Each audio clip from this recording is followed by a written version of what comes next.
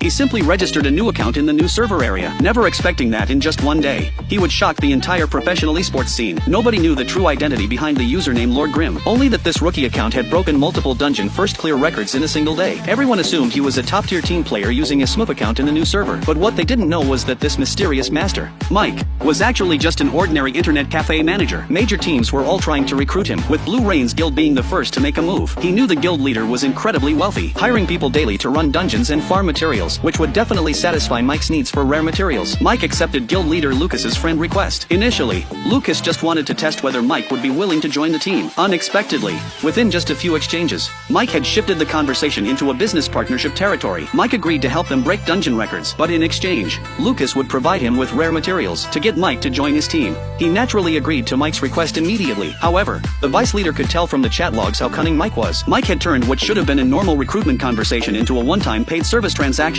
Only then did Lucas realize what had happened. Fortunately, he'd only given half the materials. As long as Lord Grimm could break the record, paying some materials wouldn't be a loss. Soon enough, the appointed time arrived. Lucas brought guild members and arrived early at the dungeon entrance to wait. But when they saw Mike's character was just an unspecialized class, many began doubting his abilities. What happened next completely stunned them. Mike drew a circle, which they interpreted as him preparing to explain tactics. But Mike's actual intention was for them to stay inside the circle and not move. He charged alone into the Frost Forest dungeon, leaving Lucas and the others with faces full of confusion. You have to understand, soloing Frost Forest was impossible, let alone breaking the existing clear time record. But Lucas had already paid the materials, so he could only explain to his team members that this was how masters operated. Time ticked by minute by minute. The vice leader couldn't wait any longer because they had already announced in advance that they would be the first to break the record-clearing Frost Forest dungeon. If they kept waiting, their team would become a laughingstock. Although Lucas was also anxious, he decided to wait until the last moment, just as he was about to count to 3 and then go in. Before he could even finish counting, a system announcement popped up congratulating their team for breaking the record clear. Everyone was shocked Mike had actually soloed the entire dungeon by himself. What was even more unexpected was yet to come. A few days later,